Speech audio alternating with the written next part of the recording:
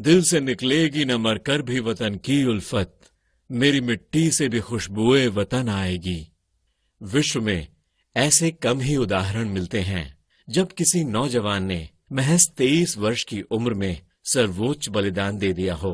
शहीद भगत सिंह एक ऐसे ही महान क्रांतिकारी थे जिनके अदम्य साहस और देश प्रेम ने लाखों लोगों को प्रेरित किया और देश की आजादी में अहम भूमिका निभाई।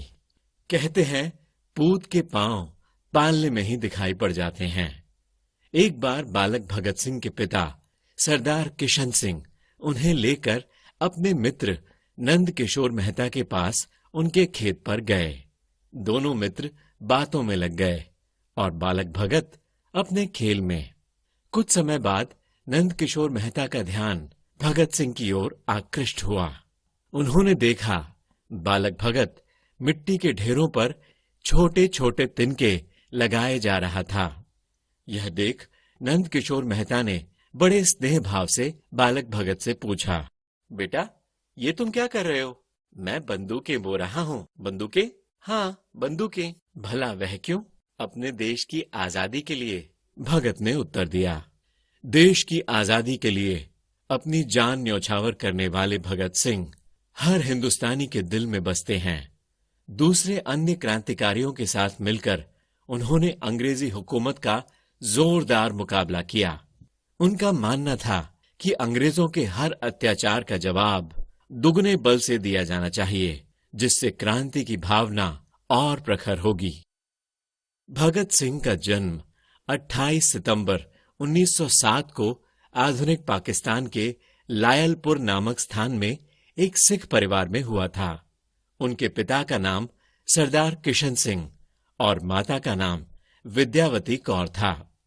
उनके पिता के साथ साथ उनके दोनों चाचा अजीत सिंह और स्वर्ण सिंह ने भी स्वतंत्रता संग्राम में अपना योगदान दिया था, जिसका प्रभाव युवा भगत सिंह पर पड़ा।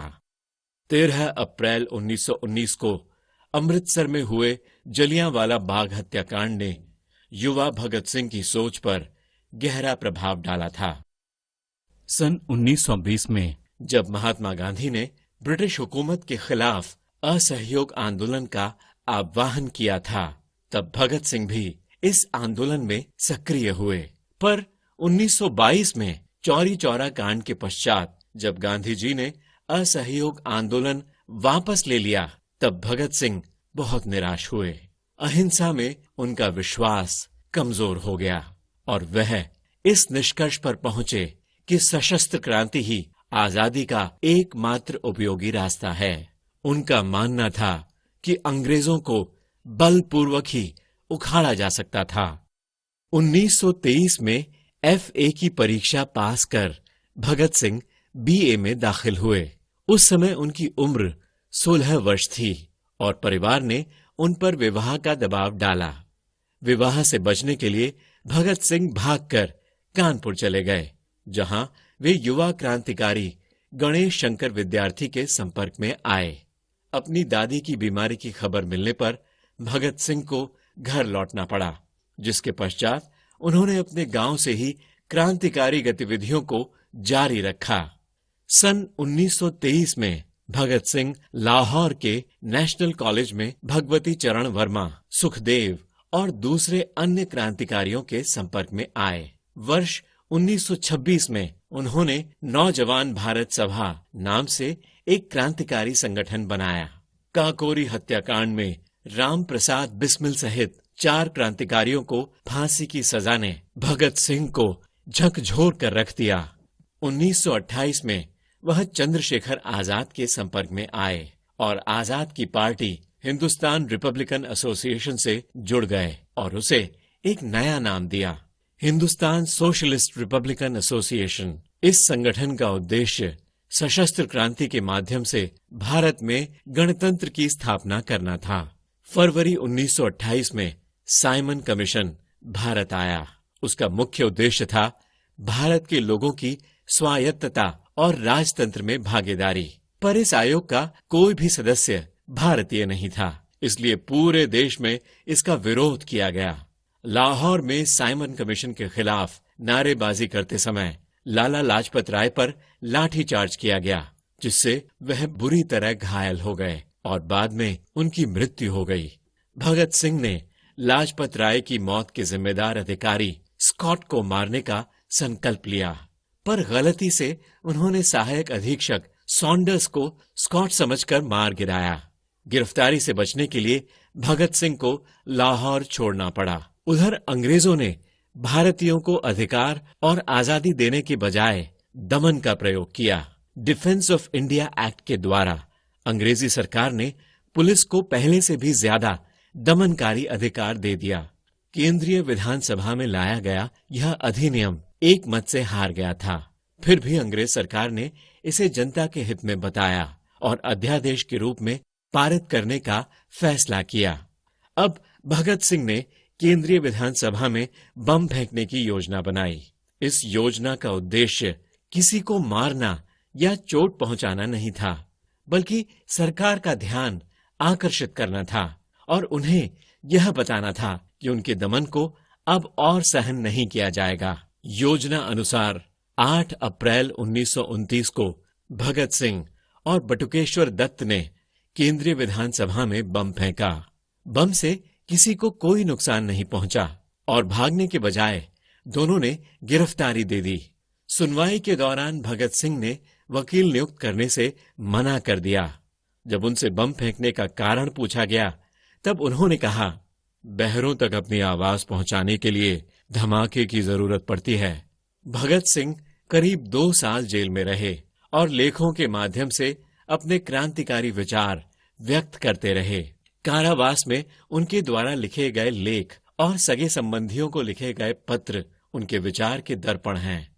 अधिकारियों द्वारा साथी राजनीतिक कैदियों पर हो रहे अमानवीय व्यवहार के विरोध में उन्होंने जेल में भूख हड़ताल भी की थी।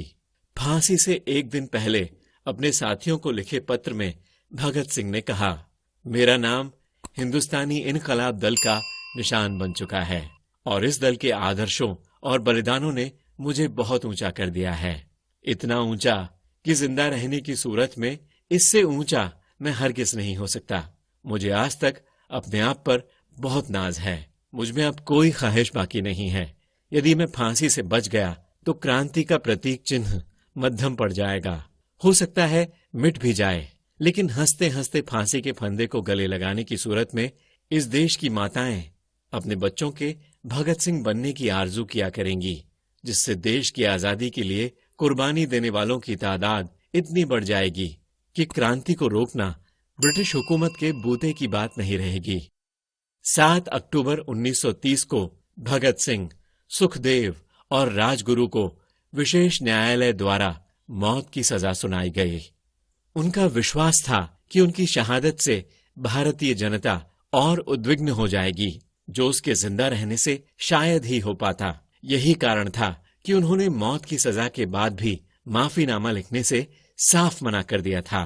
भारत के तमाम नेताओं द्वारा दबाव और कई अपीलों के बावजूद 23 मार्च 1931 को शाम करीब 7:33 पर भगत सिंह तथा इनके 2 साथियों सुखदेव व राजगुरु को फांसी दे दी गई। तीनों ने हंसते हंसते फांसी के फंदे को चूम लिया था। ये वो दिन था जब लाहौर जेल में बंद सभी कैदियों की आंखें नम हो गई थीं। फांसी पर जाने से पहले वे लेनिन की जीवनी पढ़ रहे थे और जब उनसे उनकी आखिरी इच्छा पूछी गई तो उन्होंने कहा कि उन्हें लेनिन की जीवनी पढ़ने का समय दिया जाए। फांसी के बाद आंदोलन भड़कने के डर से अंग्रेज प्रशासन ने पहले इनके मृत शरीर के टुकड़े किए, फिर बोरियों में भर फिरोजपुर की ओर ले गए, जहां घी के बदले मिट्टी का तेल डालकर इनको जलाया जाने लगा। जब पास के गांव वालों ने आग देखी तो वह लोग वहां पहुंच गए, जिससे डरकर अंग्रेजों ने इनकी लाश के अध जले टुकड़ों को सतलुज नदी में फेंक दिया और भाग गए। बाद में गांव वालों ने इनके मृत शरीर के टुकड़े को एकत्रित कर विधिवत दाह संस्कार किया।